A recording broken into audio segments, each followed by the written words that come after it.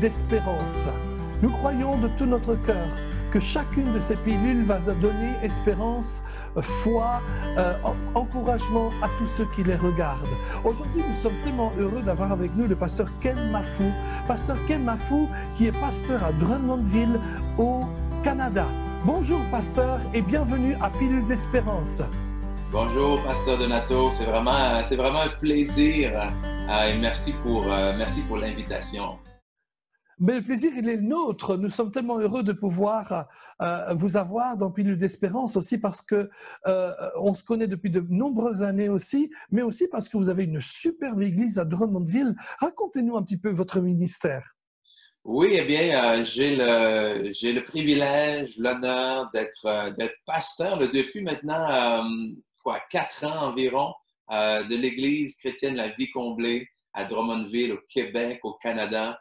Puis, c'est une église que mon épouse et moi, en fait, avons repris le pastorat des mains de pasteur Ken et Tanya Taylor, qui ont, pendant plus de 20 ans, là, vraiment, dirigé cette église-là avec fidélité, avec foi, avec patience. Puis, aujourd'hui, ben, c'est ce qu'on essaie de faire, vraiment de faire honneur à l'œuvre que le Seigneur a débuté. Puis, depuis ces 4 dernières années, on voit vraiment beaucoup de changements.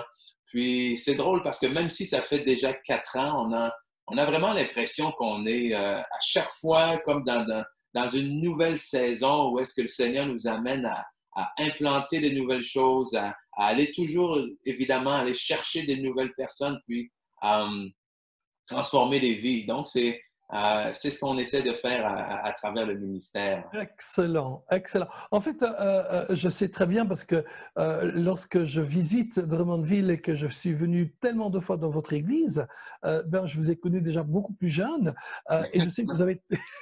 Je ne sais pas que vous êtes vieux, hein, mais vous comprenez ce que je veux dire. Et je vous ai vu constamment servir l'Église, servir votre pasteur et devenir son assistant. Votre pasteur parlait toujours bien de vous, il parle encore d'ailleurs toujours bien de vous aujourd'hui. Et donc, cette transition est extraordinaire. Et nous, on se réjouit parce que vous me permettez même d'encore vous rendre visite, ce qui veut dire que vous acceptez ce ministère que Dieu m'a confié. J'en suis tellement honoré. Ah oui, mais oui, tout à fait. Puis, ben, on s'est rencontrés lorsque j'étais étudiant au Centre de formation biblique Réma, Québec. Puis, les choses pour moi, vraiment, se sont enchaînées très rapidement. Où est-ce que, un peu comme je vais parler aujourd'hui, où est-ce que tout simplement j'ai décidé de carrément manger la parole, de la mettre en pratique dans ma vie. Puis, tout ce que j'avais à cœur, jamais dans ma tête, dans mes pensées, c'était l'objectif de devenir pasteur, mais simplement d'être fidèle à ce que Dieu me demandait. Donc, c'est là où, oui, après l'école biblique, ma femme et moi, on s'est mariés. Et puis, on a pris le groupe de jeunes en charge. Puis, par la suite, pasteur Ken et Tanya nous ont demandé de devenir assistant pasteur en même temps, jusqu'au jour où finalement, bien, on nous a passé le bâton. Puis, wow, Wow. les mots même me manquent pour exprimer ça, mais Dieu a été fidèle dans tout ça. Puis c'est nous Amen. aussi, il a fallu accepter aussi l'appel, hein, parce qu'avant que l'homme me le demande, comment dire, officiellement, le Seigneur commençait déjà à travailler ça dans mon cœur. Et il y a eu une petite lutte, hein, je dois avouer. Mhm. Mais Oui, parce que vous aviez un travail, vous étiez, vous excelliez dans votre travail et vous aimiez ce que vous faisiez. Je me souviens de cela aussi, en effet. et oui, et c'est une chose de laisser quelque chose qu'on n'aime pas. Hein, ça devient comme une délivrance, en fait. Mais c'est autre chose que de faire le saut, le pas de foi lorsque moi, j'ai fait des études en kinésiologie, donc des études dans la science de l'activité physique et j'avais un très bon emploi que le Seigneur lui-même, hein, c'est toute une histoire, ça, que le Seigneur lui-même m'avait donné, elle m'avait ouvert les portes là où il n'y en avait pas. Puis ça faisait plusieurs années que j'étais là, bien confortable, avec un bon salaire. Et ma femme aussi, d'une quinzaine d'années en tant qu'enseignante. Mais un jour, le Seigneur m'a demandé clairement de laisser mon emploi et de me concentrer à temps plein dans le ministère. Donc, Wow, wow. ça a été un saut. Et puis là, et puis dernièrement, mais ce saut-là, c'est mon épouse aussi qui l'a fait.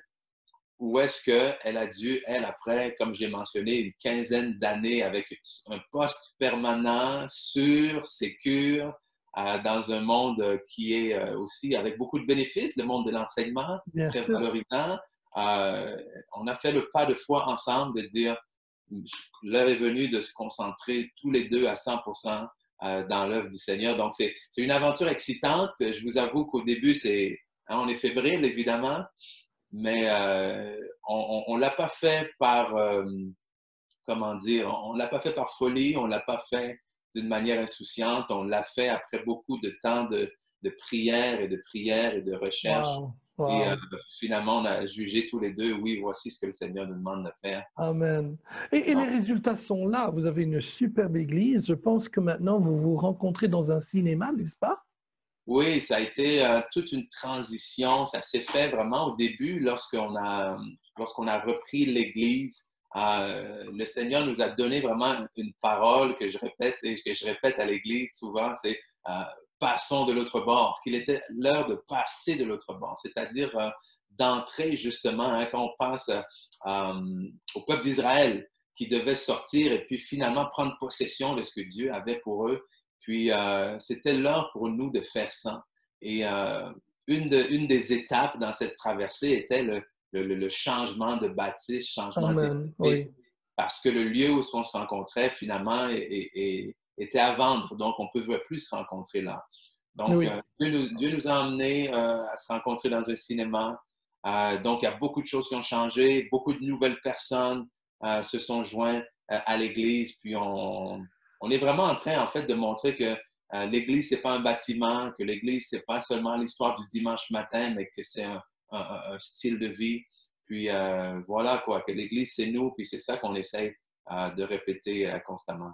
Amen. Ah ben écoute, je me réjouis beaucoup, pasteur. J'ai été chez vous à l'église dans ce cinéma et Oui, vraiment exceptionnel et super bien sûr entré. Vous savez, le cinéma, des grandes halls d'entrée et tout. J'avais l'impression d'être dans une méga église, mais c'est peut-être prophétique, qui sait? ah, qui sait, qui sait. Puis, on a eu la faveur aussi de Dieu pour là. Donc, comme vous avez vu, on a le privilège d'occuper une belle salle, des beaux locaux qu'on n'aurait pas eu les moyens autrement de posséder, quoi. C'est Donc, vrai. Non, c'est vrai. C'est super. En tout cas, nous, on est vraiment contents de vous avoir ici. On est privilégiés. Alors, pour ceux qui ne savent pas où se trouve Drummondville, j'ai dit que c'était au Canada, mais il y en a qui vont se dire, mais comment ça se fait qu'il parle le français? C'est parce que c'est le Canada francophone qu'on appelle Québec. le Québec. Oui, Moi, ça oui. fait pratiquement 25 ans presque 25 ans que je vais régulièrement au Québec et j'aime ce pays, j'aime cette terre. Bon, c'est un peu difficile quand on y va en hiver, et qu'il y a des tempêtes de neige et tout, Ah mais oui. bon, qu'importe, ce qui compte, c'est les gens, hein. Et comme certains disent, les gens du Nord ont dans leur cœur le soleil qu'ils n'ont pas dehors. Oui, puis le peuple québécois est un peuple chaleureux, c'est C'est vrai. vraiment un peuple spécial et sans aller plus loin dans trop de détails, je pense qu'il y a cette chose-là justement d'être la seule province francophone dans un pays anglophone qui apporte quelque chose de spécial. Puis nous, moi, quoi, je suis arrivé à l'âge de 3 ans, presque 4 ans au Québec. Donc, je vais avoir bientôt 40 ans. Donc, on dit que ça fait 37 ans que j'habite au Québec Waouh, maintenant, waouh. originaire de la République démocratique du Congo. Mais même après 37 ans, je m'habitue toujours pas aux tempêtes d'hiver, par contre, hein. Un peu de neige. Alors moi, pour terminer cette partie-là, moi, ce qui m'a toujours étonné, c'est que les jeunes garçons qui ont 15, 16 ans pour apprendre à conduire, apprennent à conduire sur la neige en hiver. Ah, il faut, hein? Chez nous, quand il pleut, on encourage les gens, allez, on va pas rouler aujourd'hui. Chez vous, blam, sur la neige directement. Et c'est normal, parce que sinon, on ne peut pas rouler presque pour 6, 7 mois dans l'année. Ah oui, c'est ça, c'est terrible.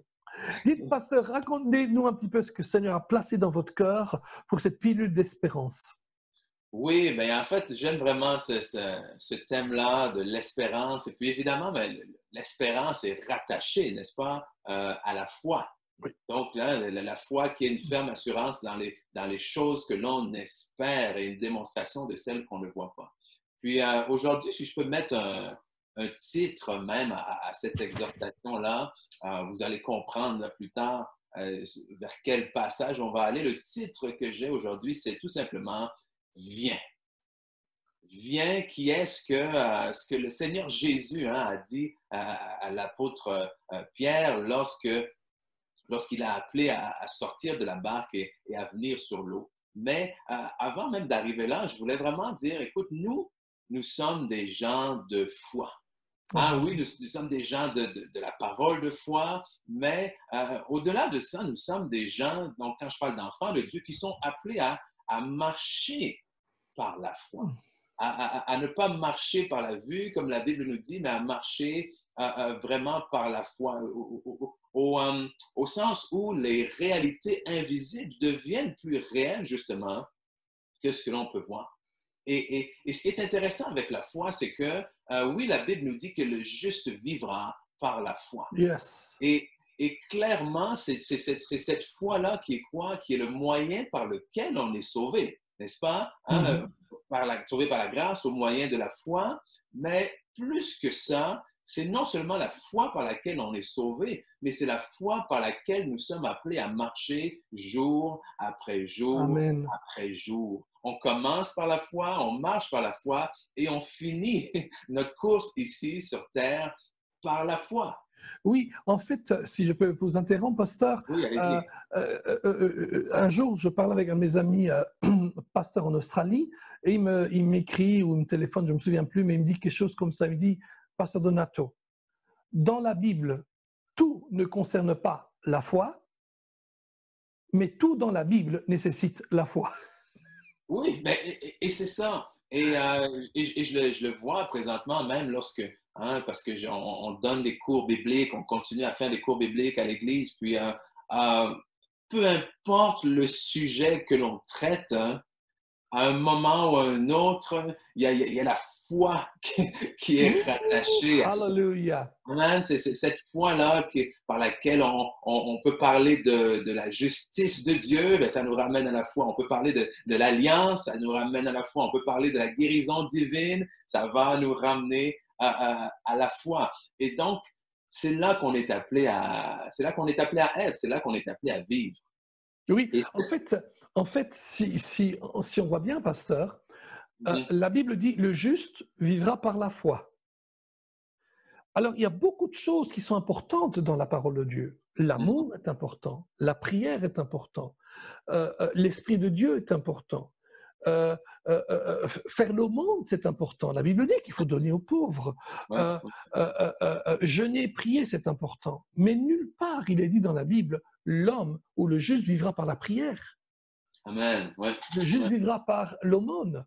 Le juste vivra par l'amour. C'est des bonnes choses. Il est dit, le juste vivra par la foi. Amen. Et puis cette foi-là, ben, qu'est-ce que la Bible nous dit? Hein? La Bible nous dit que cette foi-là vient de ce que l'on entend.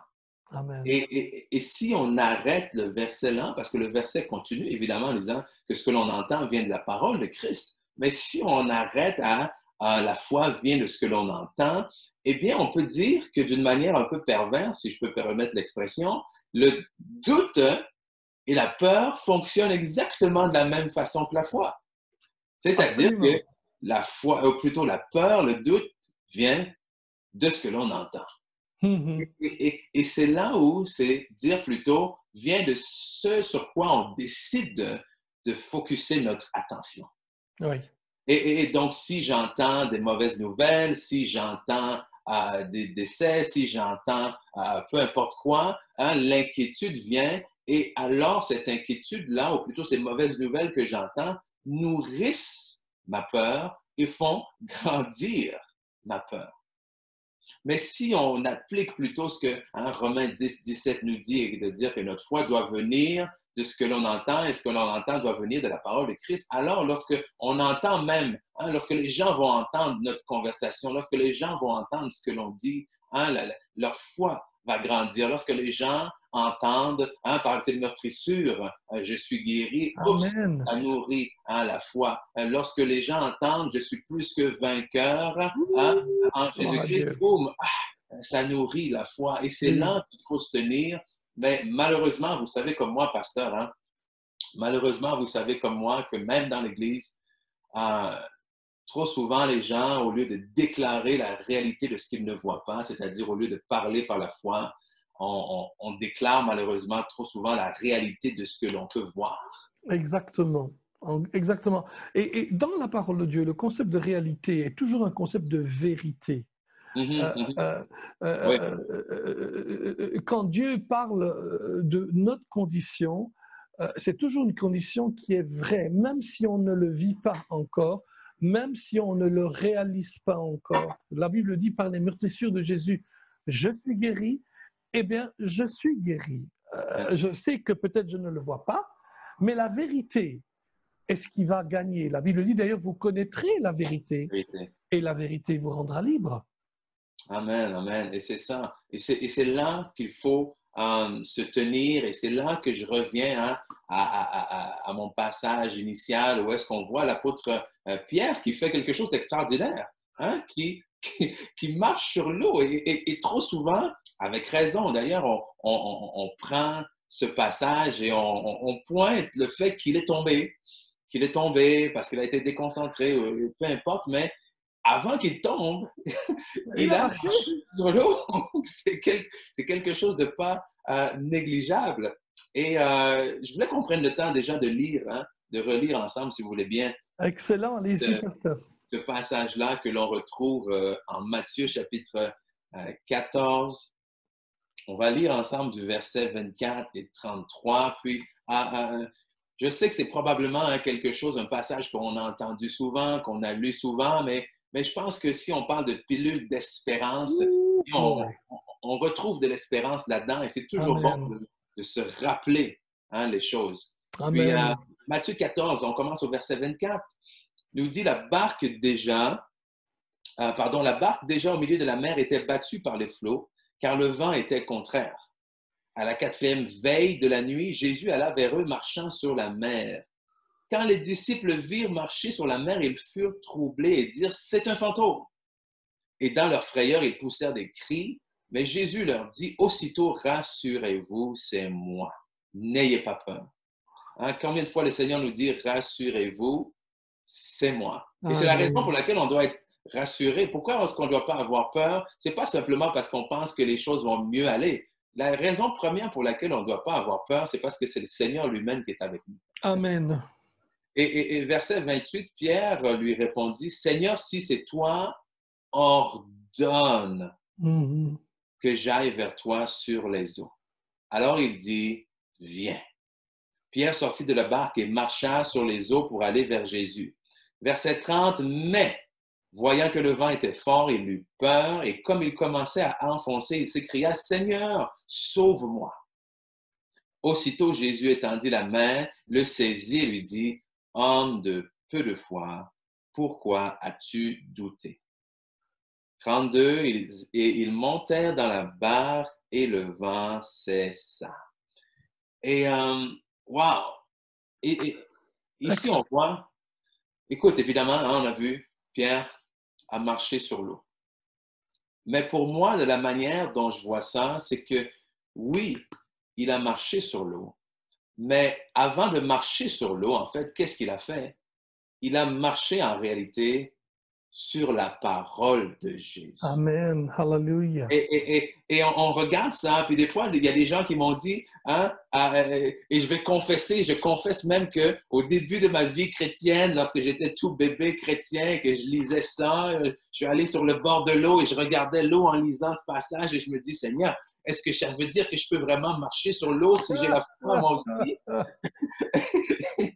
Et là, je regarde l'eau, je regarde la Bible, et je vous dis aujourd'hui que je ne dis pas que tout le monde va pouvoir marcher sur l'eau, mais tout le monde peut marcher sur la parole de Dieu. Amen. Amen. Tout le Amen. monde peut marcher sur la parole de Christ. Hallelujah. Et c'est cette simple parole-là vient qui a rendu l'impossible possible.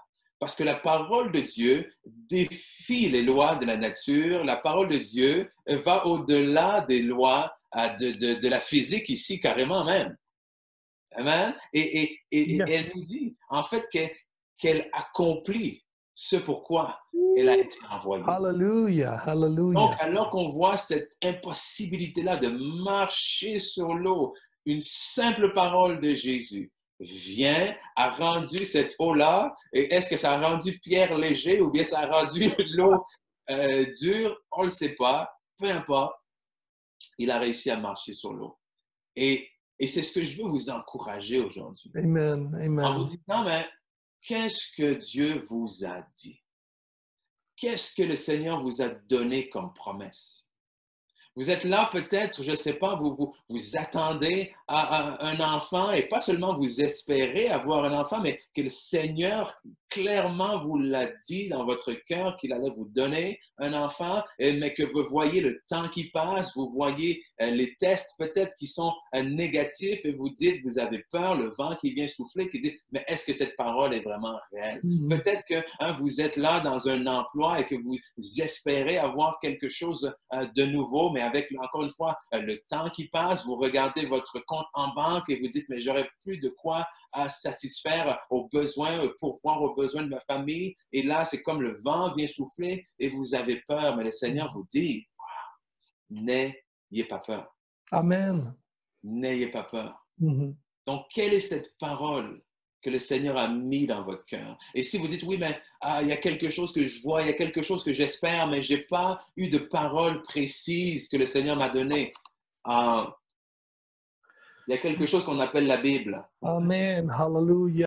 Il y a quelque chose qu'on appelle la parole vivante. Et tout ce que vous pouvez retrouver là-dedans qui s'applique à votre situation, alors prenez-le, venez avec devant Dieu justement avec foi et mettez-la en pratique. Et voyez ce que Pierre a fait. Pierre est venu et a dit, Seigneur, si c'est toi, ordonne. Et le mot ordonne est fort ici. Wow. C'est pas seulement, hey, Seigneur, si c'est toi, hein, dis-moi de venir, fais que je puisse venir. Seigneur, si c'est toi, ordonne. Yes, ordonne que je vienne. Et il y a deux côtés à ça. Il y a, de la manière dont je le vois, il y a deux côtés à ça. Il y a le côté de la personne qui donne l'ordre et la personne qui obéit à l'ordre. Donc, Pierre, d'une certaine manière, avait, je crois, cette connaissance de Jésus qui dit, si il me dit quelque chose, je le connais, je l'ai vu agir, j'ai vu les miracles qu'il a fait, si c'est lui qui le dit, je peux y faire confiance, alors s'il me l'ordonne, je vais y aller. Et pareillement pour nous, je vais vous répondre à cette question, mais comment est-ce que je peux marcher sur l'eau? Vous allez marcher sur l'eau alors que vous allez obéir à la parole de Jésus-Christ. Amen. Amen. Parce que lorsque Christ ordonne quelque chose, il a le pouvoir, amen, d'emmener encore une fois l'invisible, visible, l'impossible, possible. La Bible nous dit, il dit et la chose arrive. Wow. Et probablement que c'est ce que Pierre se rappelle, parce que quand Jésus dit, et quand il dit ordonne que je vienne, et que Jésus a dit viens, il a aussi probablement reconnu quelle était l'autorité derrière cette parole. Amen. La Bible dit qu'il parlait, il enseignait avec autorité. Amen. Amen. Et c'est ce, viens. Et ça ne prend pas grand-chose. Vous savez, Wow. des fois, on reçoit une parole, on se demande, oui, mais Seigneur, est-ce que c'est vraiment toi qui me l'as dit? Et ici, Jésus a dit un mot seulement, viens. Et des fois, on peut prier le Seigneur et on lui demande, mais Seigneur, est-ce que tu veux vraiment, est-ce que c'est cette direction-là que tu as béni, tu as préparé pour moi? Et le Seigneur peut nous dire simplement des fois, va.